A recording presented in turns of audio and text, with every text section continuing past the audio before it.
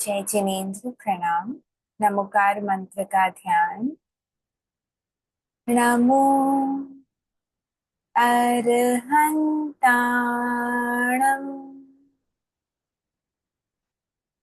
नमो सिद्धाणं।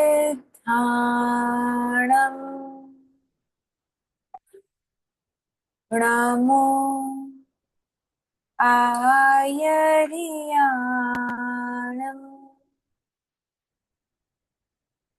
नमो उवज्झायाणं।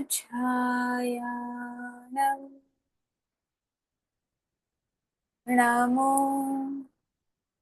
लोए सव्वसाहूणम्।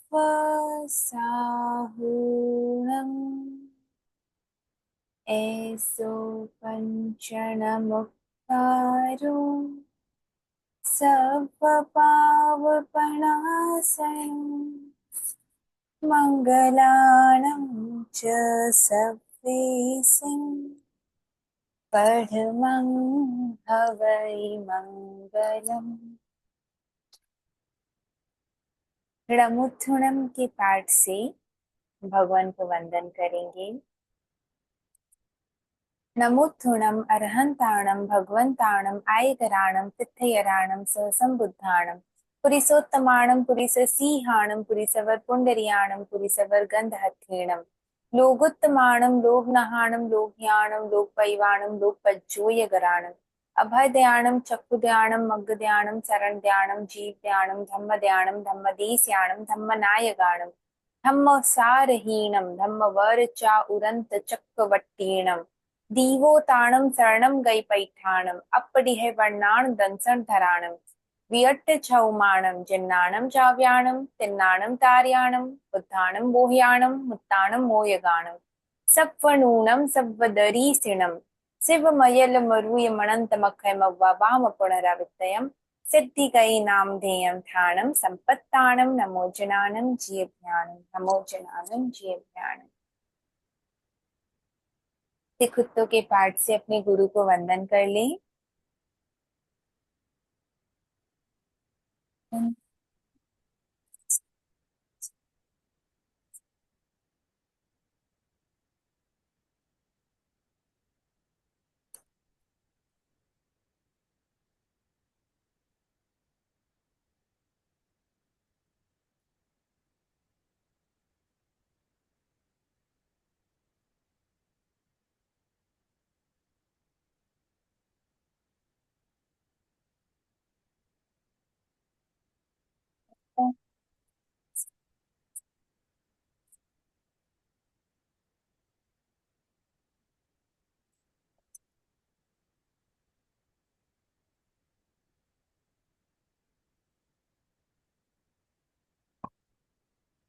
Last week का हमारा प्योरिटी गोल सबने किया? Yes no?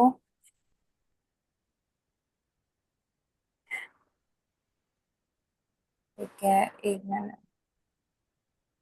चलिए, लास्ट वीक हमारा क्विज नहीं हो पाया था, तो भी अनम्यूट कर कर क्विज कर सकते हैं।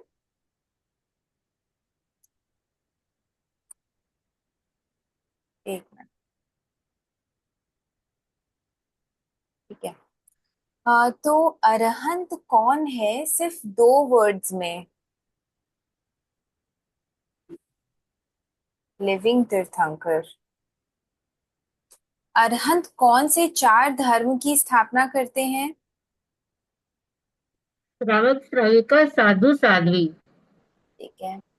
क्या तीर्थंकर केवली और सामान्य केवली इनके ज्ञान में डिफरेंस है? तीर्थंकर केवली का ज्यादा उत्कृष्ट ज्ञान होता है? नहीं, सेम ही सेम ही। सेम होता है। क्या सभी केवली मोक्ष जाएंगे? नहीं, नहीं। कौन से केवली नहीं जाएंगे?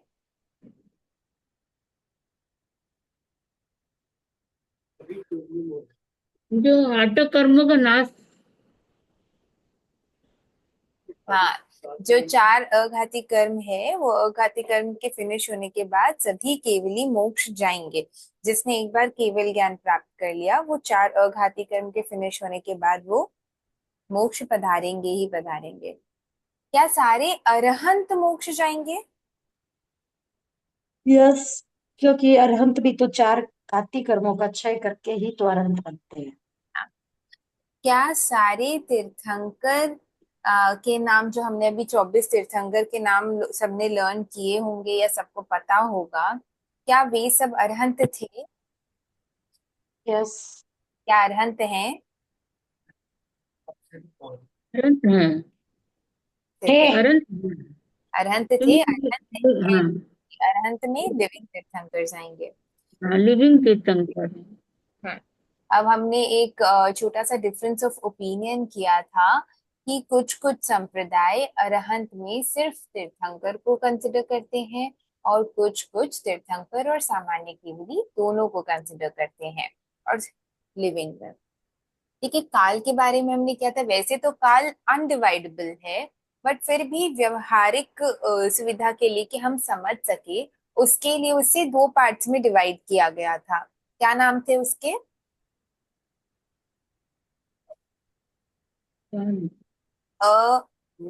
अ से शुरू होता है।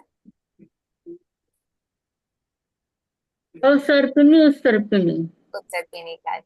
अवसर पीने काल में कितने पार्ट्स है? छह ये छह पाठ दोनों ही। छह छह। ठीक है।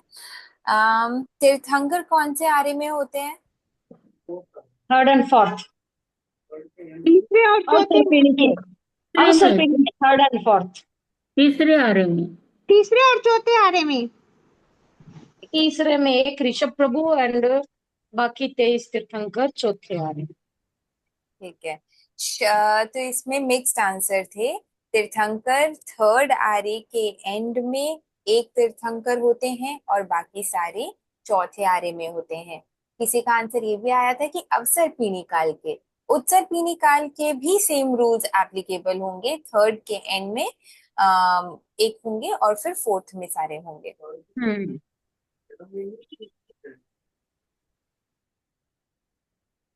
फिर उसके बाद है श्लाघा पुरुष। इसके बारे में हमने किया था। शलाखा पुरुष भी कहते हैं और श्लाघा पुरुष भी कहते हैं। ये कितने होते हैं? 63। 63। 63 63। 63 कला का पुरुष। ठीक है। आ, क्या क्या होते हैं बता सकते कोई? 24 तीर्थंकर, 12 चक्रवर्ती, 9 बलदेव, 9 वासुदेव, 9 प्रति वासुदेव। ओ हमारा। ठीक है। अब हम आते हैं आज के सेशन में कि लिविंग तीर्थंकर्स कहाँ है। थोड़ा थोड़ा हम पहले का रिवीजन करते हुए चलेंगे। तो ये हो गया हमारा जैन लोक, ऊपर का ऊर्ध्व लोक, बीच का मध्य लोक या फिर तिर्यक लोक और नीचे का अधोलोक। इस तिर्यक लोक को हम अगर थोड़ा और एक्सपैंड करें तो इसकी जो संरचना है वो किस तरह होती है? द्वीप, समुद्र, द्वीप, समुद्र, द्वीप, समुद्र, ऐसा चलता रहता है कंटिन्यू। और ऐसे असंख्यात अनकाउंटेबल द्वीप समुद्र होते हैं। इसमें से मनुष्य लोक कहाँ पर है? अढ़ाई द्वीप तक है। यहाँ पे अगर हम अढ़ाई द्वीप तक देखें तो ये ब्लू सर्कल में जो मार्क्ड है वो हो जाएगा, ये है अढ़ाई द्वीप तक। यहाँ पर मनुष्य क्षेत्र है। अब इसमें तीर्थंकर कहाँ पर है? तो उसके लिए हम पहले जम्बू द्वीप को, जो पहला द्वीप है, उसको एक्सपैंड करके उसको थोड़ा समझने की कोशिश करते हैं। जम्बू द्वीप, फिर उसके बाद लवण समुद्र, फिर द्वीप, फिर समुद्र, फिर थर्ड जो द्वीप है पुष्कर द्वीप, उसका आधा पार्ट।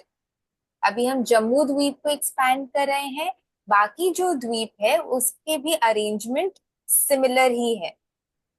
अब जम्बू द्वीप का ऊपर से अगर हम चले तो पहले है क्षेत्र, फिर उसके बाद पर्वत,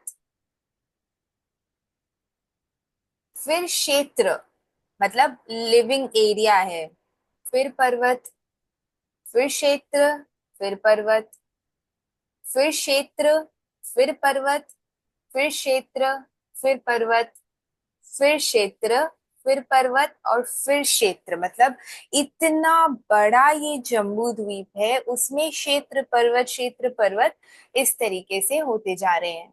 अभी जो नीचे वाला क्षेत्र दिख रहा है ना, इसे मार्क किया मैंने, इसे हम भरत क्षेत्र कहते हैं। राइट में नाम आया है भरत क्षेत्र।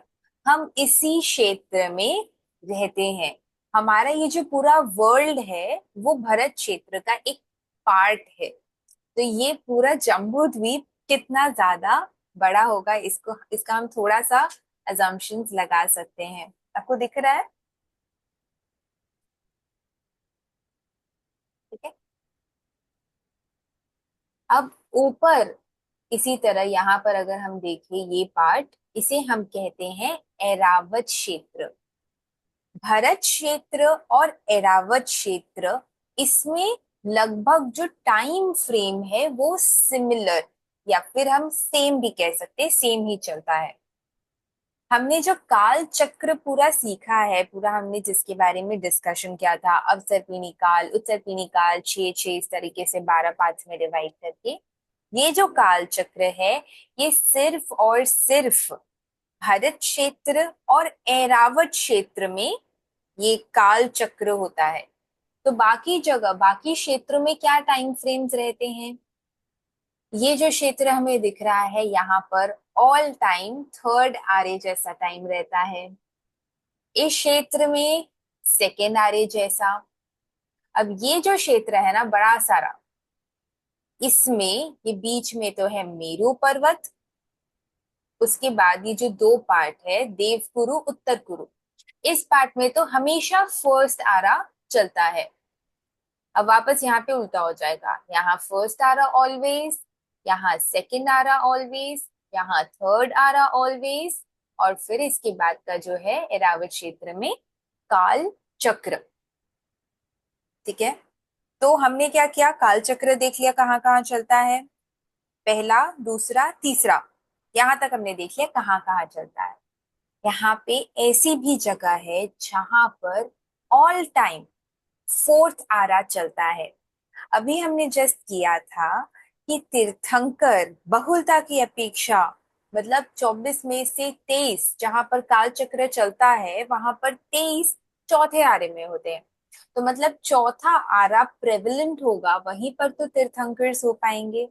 सो दिस इज महाविदेश क्षेत्र, जहां पर ऐसे it is divided in many parts. ये बीच का पार्ट हम अगर छोड़ दे तो ये जो है इसे हम विजय कहते हैं। य, हर एक पार्ट को विजय कहते हैं।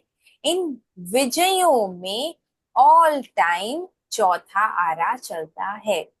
महाविदेश क्षेत्र को हम थोड़ा सा अगर और एक्सपैंड करें तो कुछ इस तरह की ड्राइंग निकलेगी। ये कौन सा महाविदेश क्षेत्र है? ये है जम्बू द्वीप का महाविदेश क्षेत्र। बीच में मेरू पर्वत, देवकुरु, उत्तर कुरु, और यहाँ पे आ जाएंगे बहुत सारे विजय। इन विजयों की नंबरिंग्स किस तरीके से होती है ये देखिए। ऊपर से शुरू होता है 1 to 8, फिर 9 to 16, 17 to 24 और 25 to 32। ये इन विजयों की नंबरिंग्स होती है। हर एक जो विजय है, हर एक जो पार्ट है, वो अपने आप में बहुत बड़ा है। उसमें भी 6 खंड होते हैं, जैसे भरत क्षेत्र में 6 खंड होते हैं, वैसे ही हर एक विजय में 6 खंड होते हैं। एक विजय का मनुष्य दूसरे विजय में यूं ही नहीं जा सकता है। ठीक है। अब यहाँ पर इन 32 के 32 विजयों में तीर्थंकर हो सकते हैं, पर एक तीर्थंकर कभी दूसरे तीर्थंकर से मिलते नहीं है, तीर्थंकर रूप में नहीं मिलते हैं। तब यहाँ पर मैक्सिमम कितने तीर्थंकर हो सकते हैं? 32, हर एक विजय में अगर एक एक हो। और हमेशा हो सकते हैं, क्यों? क्योंकि फोर्थ आ रहा ही चल रहा है। ऐसा नहीं है कि फिर वापस वेट करना पड़ेगा 5 6 कभी वापस फोर्थ आ रहेगा, ऑल टाइम फोर्थ आ रहा है। और मिनिमम जितने रहेंगे ही वो कितने हो सकते हैं? 4। तो मैक्सिमम 32, मिनिमम 4। अभी मिनिमम वाला चल रहा है। तो अभी कहाँ पर है जो हमारे लिविंग तीर्थंकर्स है, वो कहाँ पर है? 8 में, 9, 24 और 25।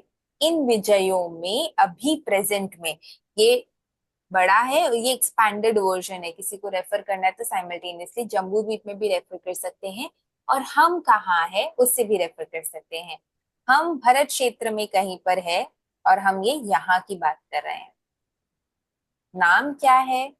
जो 8वें विजय में है, हम उन्हें श्री सिमंदर भगवान के नाम से जानते हैं।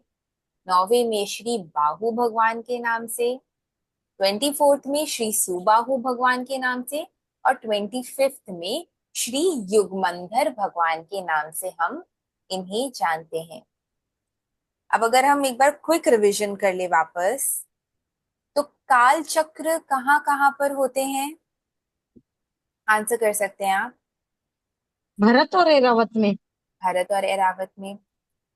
और हमेशा चौथा आरा कहाँ होता है? महाविद्या में। महाविद्या में। महाविद्य क्षेत्र के विजयों में। बाकी पहला, दूसरा आरा, तीसरा आरा, ये कहीं कहीं कुछ कुछ क्षेत्रों में ऑल टाइम चलता रहता है। ठीक है, अब हम आते हैं अढ़ाई द्वीप में। ये पिक्चर एग्जैक्ट सेम नहीं है, पर रफ अरेंजमेंट समझने के लिए इट इज गुड। एक मिनट।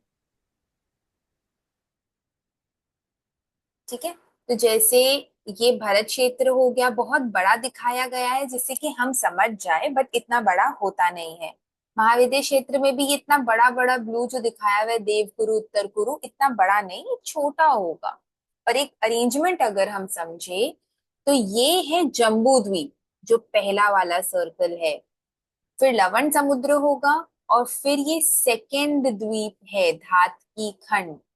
फिर ये फोर्थ समुद्र है, और ये पांचवा द्वीप है पुष्कर द्वीप, उसका आधा अर्ध पुष्कर द्वीप जो हमारे पास है। तो 1, ये 2 और ये 3। अब महाविद्य क्षेत्र कितने हो गए? एक तो जम्बू द्वीप के बीच वाला जो हमने पूरा एक्सपैंड किया, सिमिलर अरेंजमेंट में ही धात की खंड यानी सेकेंड द्वीप के राइट और लेफ्ट साइड दोनों में होंगे। सिमिलर अरेंजमेंट में ही अर्ध पुष्कर द्वीप के भी राइट और लेफ्ट साइड दोनों होंगे, और ऐसे ही बाकी सब क्षेत्र पर्वत के भी रहेंगे। डायमेंशंस वाइज ऑब्वियसली बढ़ जाएंगे, क्योंकि हर द्वीप समुद्र डबल होता जाता है, अपने पिछले वाले से वो डबल हो जाता है।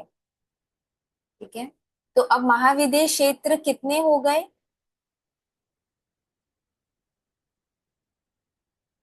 अढ़ाई द्वीप में महाविद्य क्षेत्र कितने हो गए? नहीं, महाविद्य चार। क्षेत्र पूरे चार हो गए ना, डबल डबल करके। 5 हो गए। 5 5। 5। यहाँ दिख रहा है ना, 1, 2, मेरा कर्सर आई होप सबको दिख रहा होगा, 3, 4, 5 ये 5 हो गए। ऐसे ही 5 भरत क्षेत्र, 5 ऐरावत। ठीक है, अब अगर हम मिनिमम और मैक्सिमम तीर्थंकर्स करें, तो क्या, मैं पेन ले लेती हूँ, आप सबको आंसर करना है। ठीक है, जितना मैं पूछू उतना ही, एक्स्ट्रा किसी को भी आंसर नहीं करना प्लीज। ठीक है, मिनिमम एक महाविद्य क्षेत्र में कितने तीर्थंकर होंगे ही होंगे? एक महाविद्य में मिनिमम 4 होंगे। 4, बस बस बस बस बस बस बस 4। ठीक है, और मैक्सिमम कितने होंगे एक महाविद्य? 32 32। 32, क्योंकि 32 विजय हैं। अब अगर हम पांचों महाविद्य क्षेत्रों को ले, तो मिनिमम पांचों महाविद्य क्षेत्र में कितने तीर्थंकर होंगे ही होंगे? 20 20।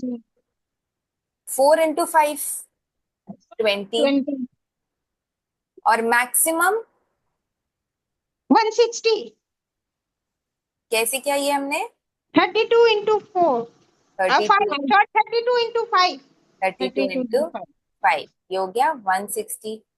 अब हम पूरे अढ़ाई द्वीप की अपेक्षा ले, जब भरत क्षेत्र और ऐरावत क्षेत्र में भी चौथा आरा चल रहा हो, वहां पर भी तीर्थंकर्स होंगे।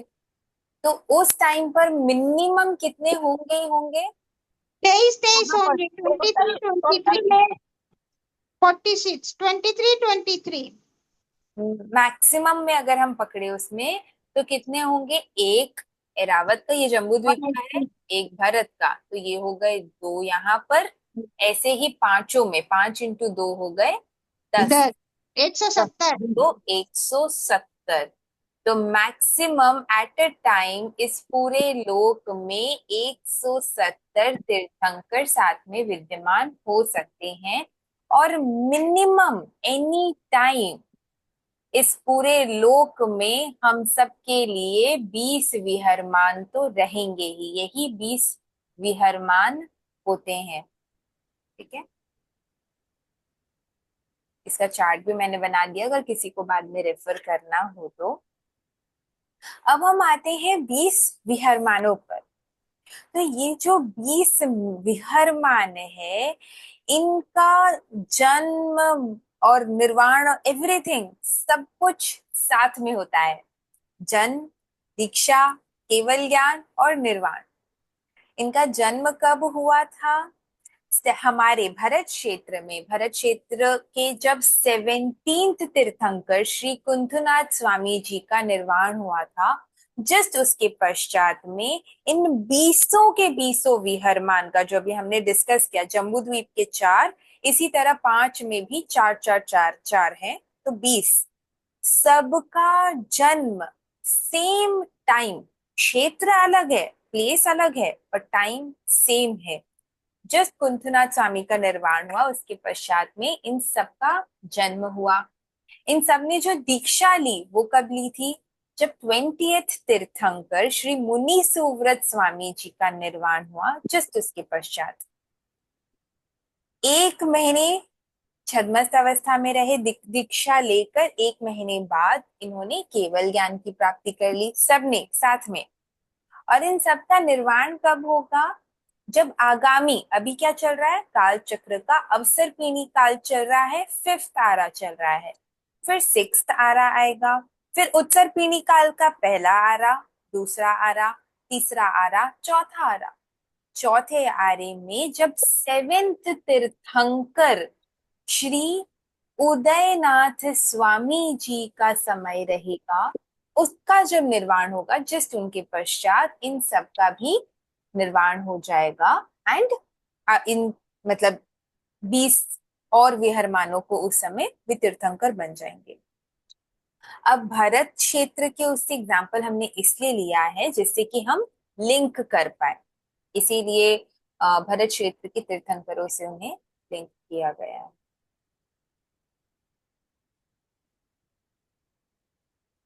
तो ये था 20 विहरमानों के बारे में। ये जो 20 विहरमान है, ये आज की डेट में लिविंग तीर्थंकर्स है, प्रेजेंट है।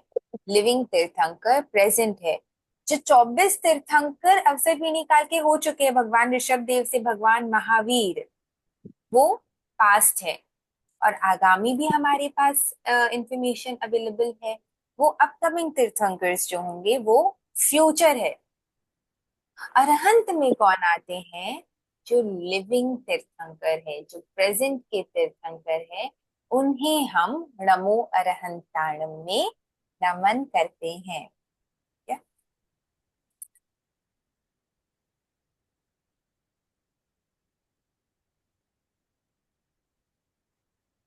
अब एक बहुत ही इंटरेस्टिंग कॉमन क्वेश्चन जो सबके मन में होता है, एंड आई फील कि बहुत जनों के मन में होगा और बहुत जनों को आंसर्स पहले से ही मिल चुके होंगे, कि अरहंत भगवान, इनके तो 4 घाती कर्मों का क्षय हो गया है, वो ग्रेट है, वो महान है, वी अंडरस्टैंड दैट, वो केवली है।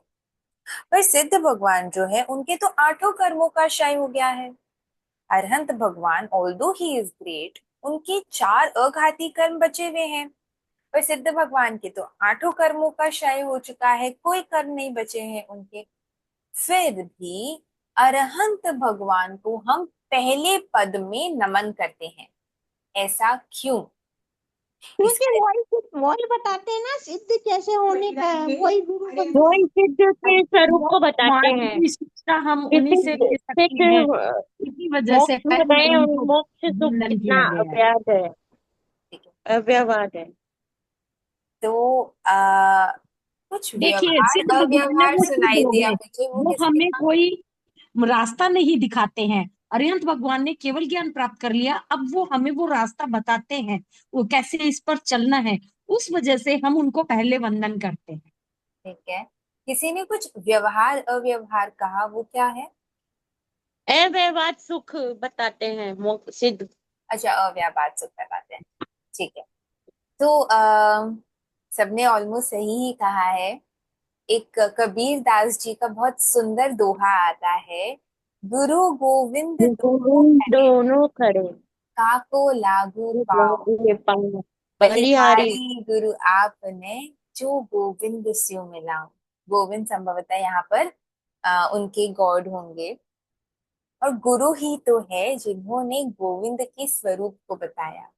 उसी तरीके से हमें सिद्ध से मिलाया किसने? सिद्ध के स्वरूप से मिलाया किसने? अरहंत भगवान ने।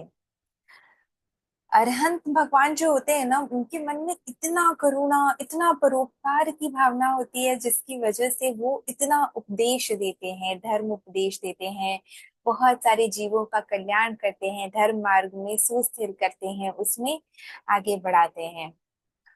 हम पर भी उन्होंने कई उपकार किए। आज जो भी ज्ञान हमारे पास आगमों के रूप में है, वो तो पास्ट जो अरहंत हुए हैं उनका है। तो हम उनके ऋणी हैं, हम उपकारी हैं।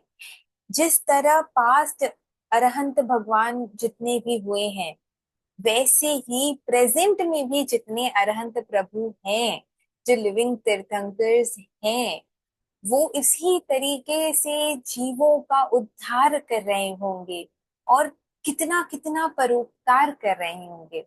उनके उपकार के कारण वे पहले पद्य में आते हैं। अगर अरहंत भगवान नहीं होते तो चार तीर्थ, चार धर्म तीर्थ की स्थापना कौन करता? हम कहाँ जाते? हम अहिंसा की आराधना कैसे करते? जीव की आराधना के मतलब जीवों को अभय दान कैसे देते? कैसे हम जीव दया करते? ये सब कुछ हमने उनके कारण जाना, और उनके कारण हम अपने आप को प्योरीफाई करके अपने लाइफ को और ब्यूटिफाई कर पा रहे हैं। कहते हैं, तीन जनों का उपकार हम कभी भूल नहीं सकते, माता, पिता और गुरु। गुरु कौन? कोई कुछ भी सिखा दे तो गुरु हो जाता है क्या? नहीं, जो भी सम्यक गुरु, धर्म ज्ञान, मोक्ष मार्ग का ज्ञान, सम्यक आध्यात्मिक ज्ञान, सम्यक देव गुरु धर्म। जो भी हमारे आत्मा को अंधकार से प्रकाश की ओर लेकर जाए, ऐसा कोई भी चीज सिखाए, वो हमारे गुरु होते हैं। तो इनका उपकार हम कभी भुला नहीं सकते, और पूरी तरह पता नहीं चुका भी सकते कि नहीं। पर हम कैसे एक स्टेप ले सकते हैं कि हम थोड़े तो उनको, उनके ऋण को कम कर पाए या चुका पाए। माता पिता के ऋण को तो हम उनको धर्म मार्ग में आगे बढ़ाकर, स्थिर करके या सुस्थिर करके मानो, हम उस ऋण को फिर भी एक लिमिट तक चुका सकते हैं। गुरु तो धर्म ज्ञान दे ही रहे हैं, मोस्टली वो अपने धर्म में स्थिर है। अगर कहीं कुछ हो जाए तो उन्हें सुस्थिर करना, या अपने ज्ञान से विनम्र भाव से, विनय भाव से बस चीजों को रख देना। प्लस जो उनका ज्ञान, जो उन्होंने ज्ञान दिया है, अरहंत प्रभु को हम देव धर्म, धर्म गुरु माने, तो जो उन्होंने ज्ञान दिया है, उस ज्ञान में स्वयं को स्थिर करना और बार बार सुस्थिर करते जाने से हम मानो उनके उपकार को फिर भी याद रख पा रहे हैं। चुका तो पता नहीं पाएंगे कि नहीं, पर हम उस ऋण को समझ कर वो समझ पा रहे हैं। धर्म ज्ञान जो उन्होंने दिया है उसकी प्रभावना कर कर, एंड इस तरीके से हम फिर भी उस ऋण को समझ कर पा रहे हैं, ऐसा समझ सकते हैं। उस आज्ञा को चरितार्थ करने से, शिरोधार्य करने से हम बहुत बहुत बहुत ऋणी हैं उनके। हम जब भी आगम पढ़े, जब भी भगवान का ज्ञान सुने, जब भी कषाय आए ना, हमें बार बार अपने को याद दिलाना है कि वी रिप्रेजेंट आवर गॉड। हमें हर सिचुएशन में उस कषाय के पहले याद दिलाना है वी रिप्रेजेंट आवर गॉड। हमारे भगवान ऐसे नहीं थे, वो ऐसे गुस्सा नहीं करते थे। वो मान मान मतलब इंद्र, जिनको इतने देवता पूजते हैं, ऐसे इंद्र, संसार में चक्रवर्ती जो 6 खंड के राजा हैं, ऐसे चक्रवर्ती, ऐसे इंद्र जिनके चरणों में झुकते हैं, ऐसे अरहंत प्रभु, फिर भी उन्हें उस बात का भी मान नहीं है। तो ऐसे महान अरहंत प्रभु है, तो हम जीवन के छोटे मोटे तारीफों में या छोटे मोटे अचीवमेंट्स में मान करके उनको हम गलत रिप्रेजेंट नहीं करें, ये हमें ध्यान रखना है। क्रोध, मान, माया, लोभ, हर चीज में हमें बार बार याद दिलाना है we are representing our God, we are representing our God. हाँ, ठीक है। अब एक चीज है जो हम बार बार डिस्कस करते हैं, आज हो सकता है हम इस पे वापस ध्यान करने का कोशिश करेंगे। पर हर सिचुएशन में जितना हो सके हमें भगवान का आश्रय लेते जाना है। अब हम सिद्ध भगवान के स्वरूप को जानते हैं, अरहंतों के बारे में हम और बहुत डिटेल में जानेंगे, उनके गुणों के बारे में, और वो और भी बहुत कुछ। पर अब हम एग्जैक्टली जानते हैं कि वो कहाँ पर है। तो हमें हर सिचुएशन में उस फेथ के साथ आश्रय लेते जाना है। क्वेश्चन आ सकता है जो इनिशियली मुझे आता था कि भगवान इतने दूर है, तो मैं कैसे लिंक कर पाऊं। आज कोई हमारे सामने होता है तो हमें लगता है थोड़ा इजी है उनसे कनेक्ट करना, उनसे बातें करना या चीजों को शेयर करना, पर वो तो कितने दूर है। अभी हमने देखा भरत क्षेत्र कहाँ था, महाविद्य क्षेत्र कहाँ है, और उसमें भी वो कितने दूर विराजमान है। पर हम जब केवल ज्ञान के स्वरूप को जानते हैं, उसकी इंटेंसिटी को जानते हैं कि द्रव्य क्षेत्र, काल, भाव, सारे सब कुछ वो जानते हैं, एक समय में जानते देखते हैं। तो अब यहाँ से हो सकता है कोई जूम कॉल पर अमेरिका से भी कनेक्ट कर जाए, 1 सेकेंड का टाइम लैग हो जाता है। कई बार जब हम व्हाट्सएप पर भी कॉल करते हैं तो रियलाइज होता है कि हम बोल रहे हैं और कुछ टाइम बाद में रिवर्ट आ रहा है, कुछ टाइम बाद में उन्हें सुनाई दे रहा है। तो कुछ टाइम लैग होता है, पर फिर भी कितना फास्ट हो जाता है। और वहां तो कोई टाइम लैग ही नहीं है केवल ज्ञान में। उन्हें अभी इस मोमेंट, इस समय कहाँ पर क्या हो रहा है, सब कुछ उनके ज्ञान में दिख रहा है, वो जान रहे हैं, देख रहे हैं। तो डिस्टेंस कोई मैटर नहीं करता। इसीलिए इस बात को समझते हुए जब वो फेथ और श्रद्धा अंदर से आ जाएगी ना, तो उस टाइम पर जब हम उनके साक्षी से समाइक लेंगे, जब हम सामायिक लेते हैं ना, तो उसमें हम कहते करेमी भंते। हम उनके आश्रय में रह के उनको वो जब प्लेज करते हैं ना कोर्ट के पहले, या फिर हम गॉड प्रॉमिस करते, क्या करते हैं हम, उन प्योर किताबों को छूकर यही तो कहते हैं ना कि मैं इसकी साक्षी से ये प्रण लेता हूं कि अब मैं ऐसे नहीं करूंगा। तो हम उनके साक्षी से समाइक लेते हैं, हम उनके साक्षी से सौगन करते हैं, हम उनके साक्षी में हैं। उनके साक्षी में हमारे, जब हम बहुत स्ट्रांगली बिलीव करेंगे तो कषाय कम होंगे। जब जब हम ये कर पाएंगे, हमारी जो धर्म की क्वालिटी है वो और ज्यादा इम्प्रूव हो जाएगी। And different different non positive emotions में उनके आश्रय के साथ बहुत ही ब्यूटीफुल और सम्यक सॉल्यूशन मिल जाता है। और 100% टाइम ये वर्क करता है, बस फेथ के साथ हमें वो करना है। एक कहानी आती है, 7th नंद डायनेस्टी के 7th नंद के मंत्री शकडाल, उनके कई बच्चों ने दीक्षा ली थी, जिसमें से एक थे प्रतिसंलीनता तप के महातपस्वी, जिन्हें कहा जाता है सुप्रसिद्ध स्थूल भद्र स्वामी। उनके ही भाई बहनों ने भी दीक्षा ली थी, जिसमें से एक होते हैं श्रीयक, उनके भाई, और यक्षा, उनकी बहन। अब इन दोनों की एक स्टोरी आती है कि जो श्रीयक मुनि थे, उनके कुछ पास कर्मों की उदय की वजह से वो बहुत टाइम तक भूखे नहीं रह पाते थे, जिसकी वजह से उपवास उपवास आदि जो बाह्य तप है वो उनके लिए बहुत डिफिकल्ट होता था।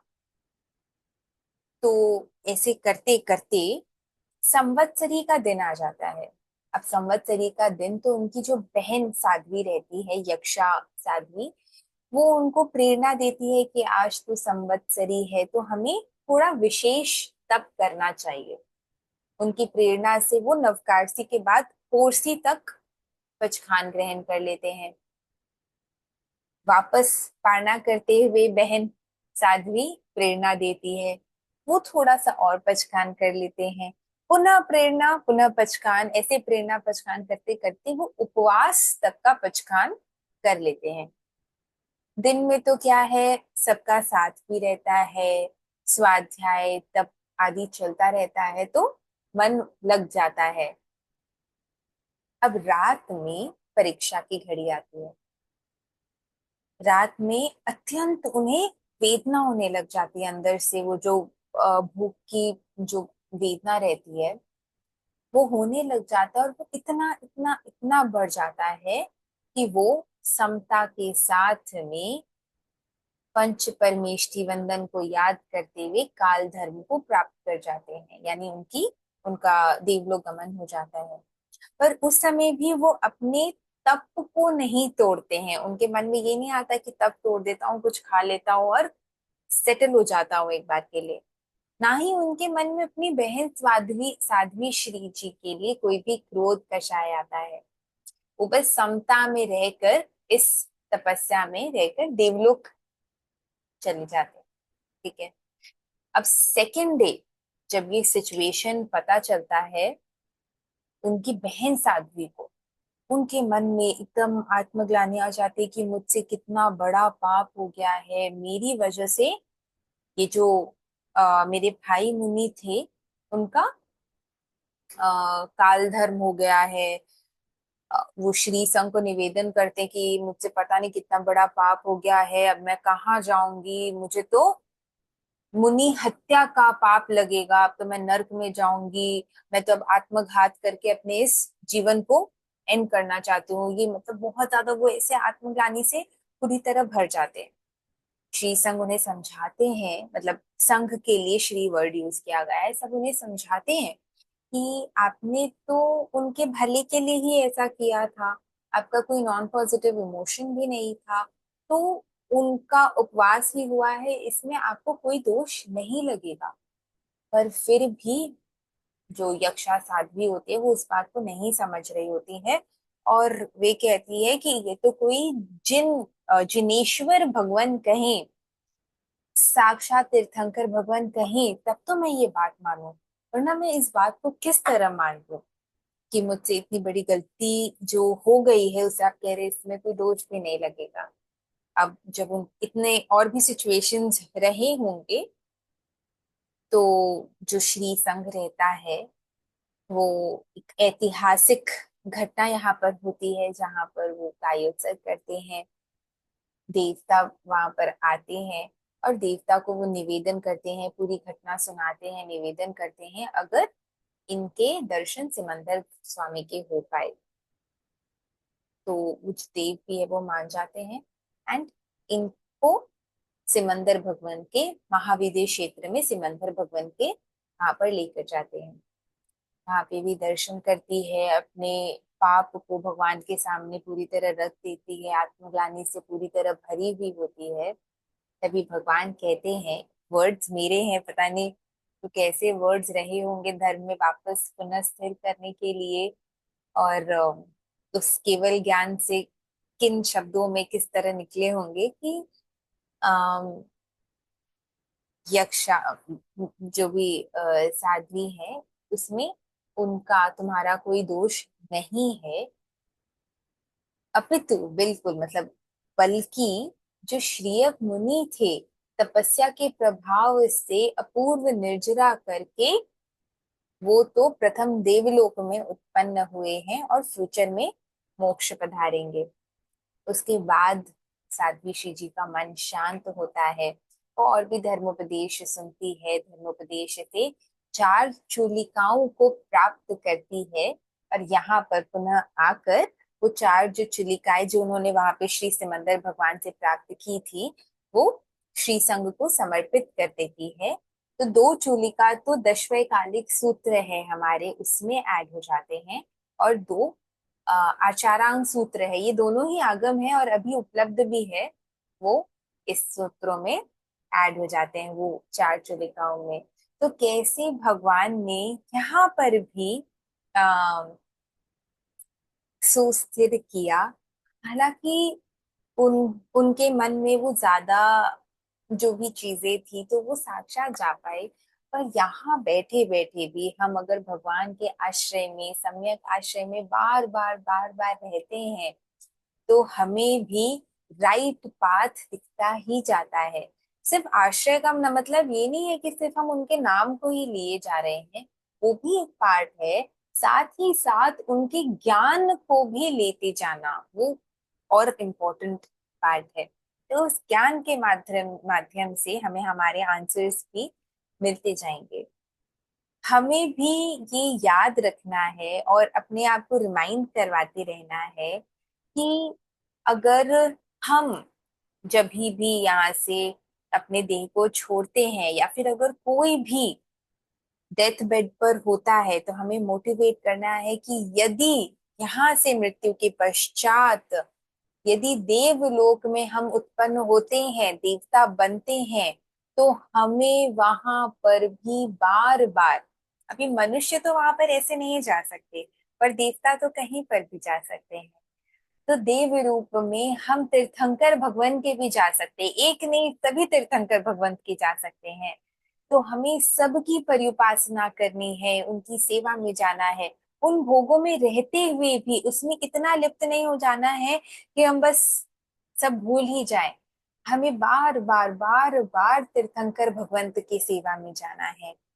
ऐसी कहानी भी आती है कि भगवान पार्श्वनाथ जो हमारे 23rd तीर्थंकर हैं, वो अपने पूर्व जन्म में, मतलब जब भगवान बने उसके जस्ट पूर्व जन्म में की ही संभवतः ये घटना होगी कि वो देवलोक 10th देवलोक में देव थे।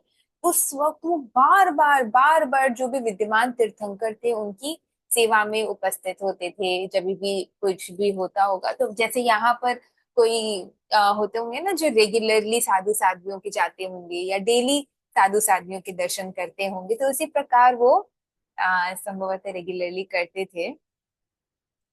तो हमें भी ये चीज याद रखना है, जब हम अभी बार बार रिवाइज करेंगे तो देर आर हाई चांसेस कि वहां पर भी हम उन भोगों में इमीडिएटली बिजी नहीं हो जाएंगे, बल्कि हमें याद रहेगा नहीं, हमें तीर्थंकर भगवान के शरण में जाना है, अपूर्व निर्जरा करनी है, उनके प्रवचन को सुनना है, उनसे धर्म चर्चा करनी है। ये सारी चीजें हमें याद रहेगी। कोई है यहाँ पर जो 1 महीने में एक बार भी साधु संतों के दर्शन नहीं करते हैं? हम हफ्ते में एक बार करते हैं मैम। हफ्ते में एक बार? Oh my. मुनि दिनेश कुमार जी। अच्छा, कोई यहाँ पर ऐसा तो नहीं है ना? आई होप कि महीने में एक बार भी किसी भी साधु संत के एक बार और का। मैम मैं अपना एक्सपीरियंस बता रही हूँ। आज सिमंदर भगवान, मतलब मैं दूध का चांद को देखती हूँ और उनसे प्रेयर करती हूँ, और उनको उनसे अपनी मतलब यही की कृपा करें, या ऐसे कुछ बोलती हूँ कि मुझे आपको कोटि कोटि नमन वंदन। तो वो भगवान मेरी प्रार्थना सुन लेते हैं। ये मेरे संग बहुत बार ऐसा हुआ है। मुझे फील होता है कि सिमंदर भगवान मेरी हेल्प करते हैं, मुझे सहायता करते हैं, मुझे ताकत देते हैं, शक्ति देते हैं। ताकत शक्ति मुझे देते फेथ है हैं। उन पर, बहुत फेथ है सिमंदर भगवान के ऊपर। हाँ, तो ऐसे ही हमारा फेथ भी बहुत काम मैं करता चांद को देखकर अपना मैसेज उनके तक पहुंचाती हूँ। दूज के चांद को, हर दूज को जैसे याद आता है, और वो स्वीकार कर लेते हैं मेरी प्रार्थना। जैसे जिनके भाव जागे, विश्वास जागे, वैसे वो नहीं, कर ये सकते बहुत हैं। ये एक्सपीरियंस है, मैं बता रही हूँ आपको। हाँ मेरी प्रार्थना स्वीकार कर लेते हैं वो, हाँ। मेरी मदद करते हैं। ये मुझे घबराहट होती है कभी, ऐसे मन विचलित हो जाते हैं, संसार गृहस्थ हूँ, हाउस वाइफ हूँ, तो लेकिन वो शक्ति देते हैं कि समता भाव में रहो, क्रोध में नहीं करना है, सबसे समभाव में रहना है। हाँ। वो ओ सहायता करते मरहम, हैं। ओ मरहम। ये तो दूज नहीं, आप हर दिन कर सकते हैं। और हर मिनट कहीं पर भी मन अशांत होता है, हम उनकी शरण ले ले इमीडिएट, और इमीडिएट हमारा मन शांत हो जाता है। जब हम वो रेगुलरली आश्रय लेते रहते हैं ना, तब वो 1 मिनट में भी वो विश्वास आ जाता है। तो विश्वास आना बहुत जरूरी है। इस वीक का हमारा प्योरिटी गोल यही है कि हमें इस वीक के लिए, अभी बाकी तो 1 महीने में एक बार तो साधुओं के दर्शन होने ही चाहिए। जैसे कुछ कुछ चीजें होते हैं जो हम नहीं छोड़ते हैं महीने में एक दिन भी, तो उसी तरीके से ये भी हमें बिल्कुल नहीं छोड़ना है। तो इस वीक के लिए मिनिमम 3 टाइम्स हमें साधु संतों के दर्शन करने हैं। अभी तो अगल बगल में हम पता करेंगे तो बहुत सारे साधु संत होंगे कि जो लाइक हाफ एन आवर के डिस्टेंस में हम पहुंच पाए। तो सिर्फ टाइम हो तो सामायिक संबंध कुछ कर ले, नहीं हो तो सिर्फ दर्शन। तो ये हमारा इस वीक का प्योरिटी गोल है। और जिनके भी जाए मेरी वंदना आरत जरूर कर दें। ठीक है। और हमारा होमवर्क ये है कि कल अक्षय तृतीया था। अक्षय तृतीया में दो चीजें मोस्टली मैंने देखी कि होती है। पहला तो बहुत लोग तपस्या शुरू करते हैं।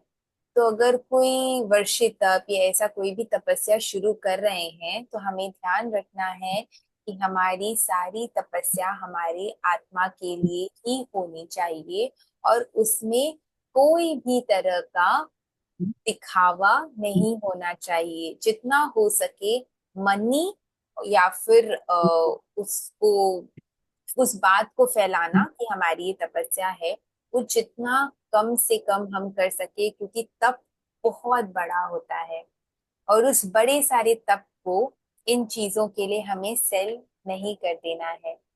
तप में स्वाध्याय ये सब तप में आता है। जो हमने निर्जरा के 12 प्रकार किए थे, ऐसी भी तपस्या का अगर किसी को संकल्प लेना है तो वो ले सकते हैं इस ईयर के लिए। दूसरा, दान बहुत लोग करते हैं। तो बाकी चीजों के तो दान होंगे ही, 3 धर्म दान बताए गए हैं। अभय दान, और किसी को अगर पता है तो 3 धर्म दान। ज्ञान दान। अभय संयति अभय दान। ध्यान ज्ञान ज्ञान दान दान। और संयति दान। संयति दान, अभय दान, अभय संयति दान, ज्ञान। ज्ञान अभय दान दान, ज्ञान दान। ठीक है। ज्ञान दान। तो ये 3 धर्म दान में आते हैं। तो हमें बस 2 मिनट लगेगा, हमें सिर्फ एनालाइज करना है। अगर कोई कॉपी मेंटेन कर रहे हैं अपने होमवर्क और प्योरिटी गोल्स के, तो वहां पर लिख लेना है कि हमने कितना धर्म दान अक्षय तृतीया के दिन पर दिया। प्लस ये हम रेगुलरली ही जितना हो सके धर्म दान हमें देते रहना है। इन्हीं भावनाओं के साथ हम फटाफट एक क्विज राउंड कर लेते हैं और फिर मेरी मैं जिज्ञासा और है, मेरी बहन, मेरी सिस्टर लोगस वर्त तप कर रहे हैं। ओ मारा बहुत। मेरी जिज्ञासा है कुछ अम, आज की क्लास से रिलेटेड। ठीक है। हम पहले क्विज और ध्यान कर ले, फिर हम जिज्ञासा ले लेंगे रिकॉर्डिंग ऑफ करके। Okay okay, thank you. ठीक है, मुझे याद दिला दीजिएगा बस। ठीक है, चलिए फटाफट क्विज कर लेते हैं।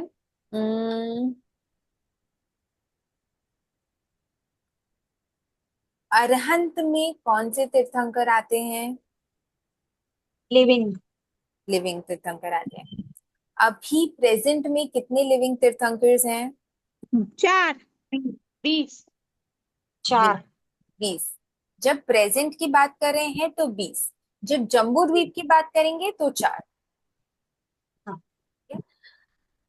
मैक्सिमम एक महाविद्य क्षेत्र में कितने तीर्थंकर हो सकते हैं? 32, टू, मैक्सिमम 160, 160, मैक्सिमम एक 32, महाविद्यालय 32।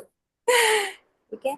मैक्सिमम एक द्वीप में कितने हो सकते हैं? 170, 160, एक द्वीप में, एक द्वीप में, अच्छा, जम्बू द्वीप में मैक्सिमम, जम्बू द्वीप में एक टाइम पे कितने हो सकते हैं?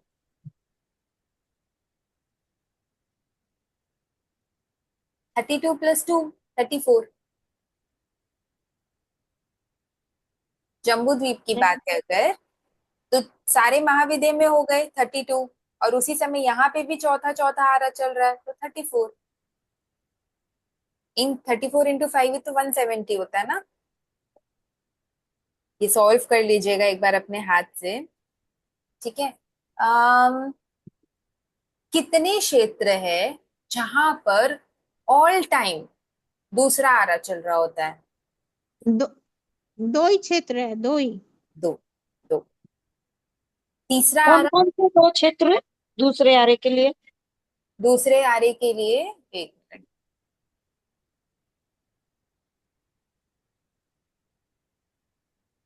ये दिख रहा है यहाँ पे ऑल टाइम थर्ड, यहाँ 2 1 1 2 3, और एंड वाला जो है भरत क्षेत्र, ऐरावत क्षेत्र, वहां पर आपका चलेगा काल चक्र।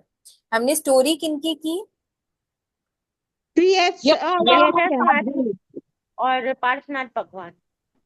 ये अच्छा, साध्वी जी श्री ठीक है।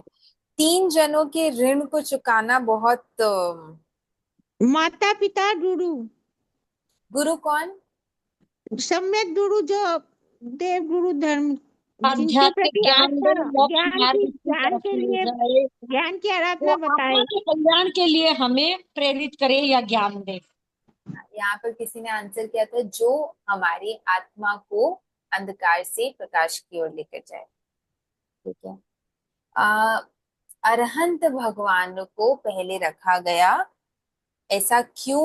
उसका आंसर सबने कर दिया। वो दोहा किसी को पता हो? गुरु गोविंद गोविंद दो को उठरे नौकरी ताके को लागू लागे पाए, पाए, बलिहारी जो जो की गोविंद गुरु गोविंद जाऊं दियो गोविंद बताए, बलिहारी, गोविंद दियो, गुरु जाऊं गुरु बताए, बलिहारी, गोविंद दियो बताए। बताए। ठीक है। हम्म,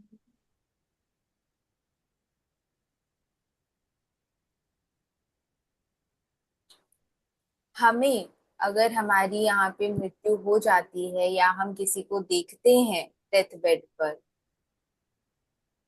तो एक चीज जो हमें याद रखनी है मिनिमम, वो क्या है?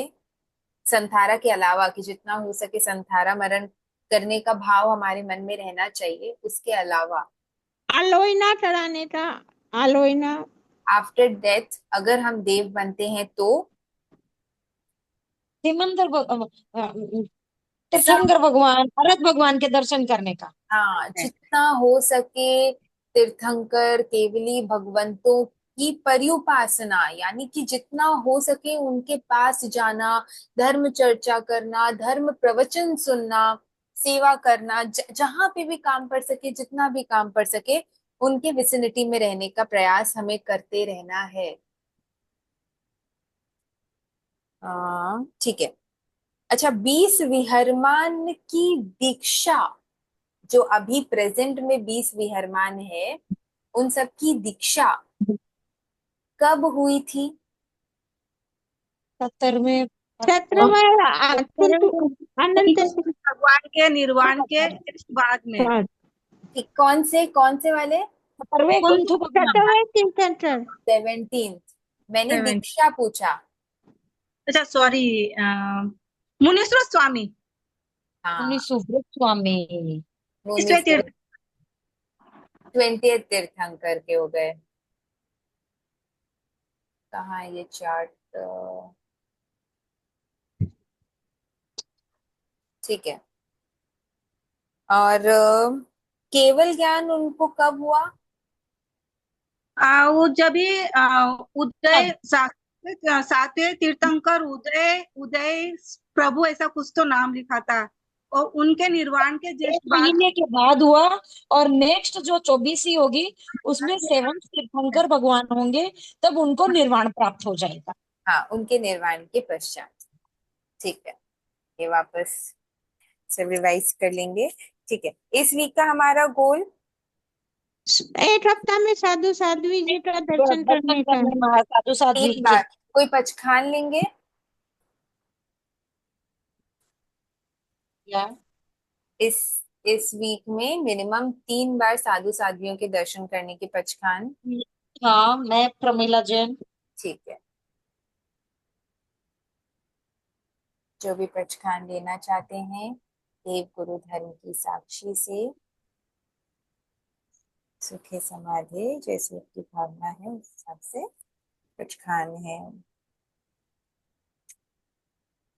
जब भी चीज जब भी माफ करे वो अवॉइड करेंगे।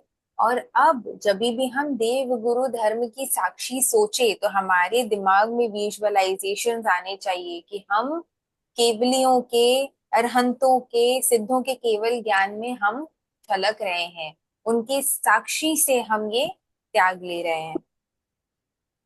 ठीक है, चलिए अब फटाफट से मेडिटेशन कर लेते हैं। आंखें कोमलता से बंद।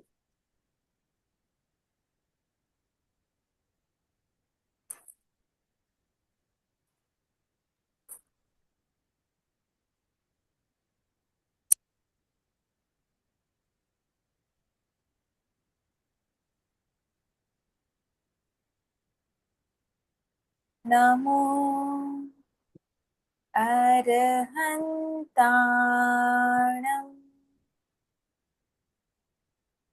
नमो अरहन्ताणम्, नमो अरहन्ताणम्, नमो अरहन्ताणम्। भगवान, मैं आपकी शरण में आई हूँ, मुझे आशीर्वाद दें कि मेरा मन सदैव आपकी तरह समता में रहे, ज्ञाता दृष्टा भाव में रहे।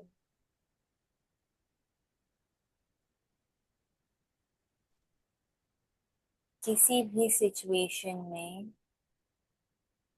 मैं अपने इंद्रियों के वश में ना आ जाऊं।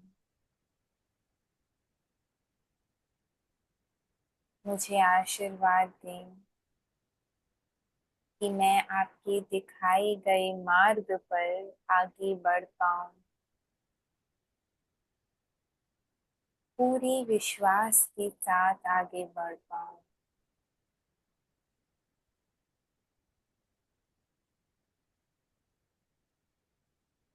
जब भी हमें भगवान का आश्रय लेना हो, बहुत सारे तरीके हो सकते हैं। मैं जो पर्सनली फॉलो करती हूँ उसमें मन को पहले शांत कर लिया, उनके स्वरूप को इमेजिन कर लिया, उनको इमेजिन कर लिया, अपने आप को उनके समक्ष विजुअलाइज कर लें और अपनी सिचुएशन उन्हें उनके सामने रख दें न्यूट्रल भावों से। भगवान, मेरे साथ ऐसा ऐसा हो रहा है, इस सिचुएशन में मैं जानते हुए कि सब कर्म है, अपने मन को शांत नहीं कर पा रही, मुझे क्या करना चाहिए भगवान। जो भी सिचुएशन है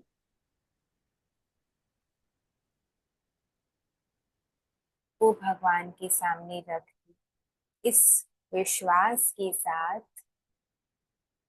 कि वो आपको सॉल्यूशन दे ही देंगे। आप इस तरह नॉर्मल कॉन्वर्सेशन कर सकते हैं, आप विजुअलाइज कर सकते हैं कि उन्होंने कुछ आंसर किया, फिर आप वापस क्वेश्चन करे या आंसर करे, फिर अपनी बात रखे।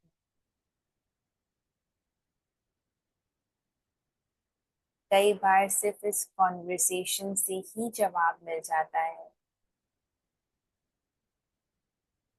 और कई बार ये करने के बाद कोई भी एक आगम या फिर जिन पर भी आप श्रद्धा करते हैं उनका वीडियो वो देख लेते हैं, तो वहां तक तो हमें आंसर मिल ही जाता है। उस ज्ञान के माध्यम से हमें हमारा आंसर मिल जाता है। तो ये एक तरीका है जो मैं पर्सनली फॉलो करती हूँ, और इसका सक्सेस रेशियो इज 120%। जब भी हम पूर्ण श्रद्धा से अपने आप को राइट पाथ, आध्यात्मिक पाथ में आगे बढ़ाने के लिए सम्यक आश्रय लेते हैं, तो हमें सॉल्यूशन भी मिल जाता है, और सॉल्यूशन को अमल करने की हिम्मत भी मिल जाती है।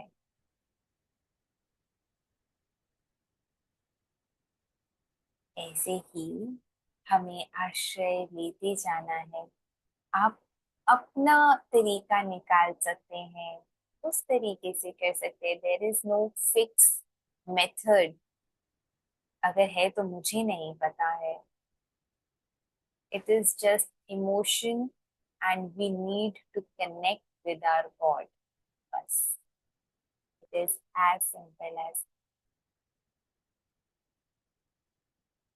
जितना हो सके उनका आश्रय लेने का प्रयास करें।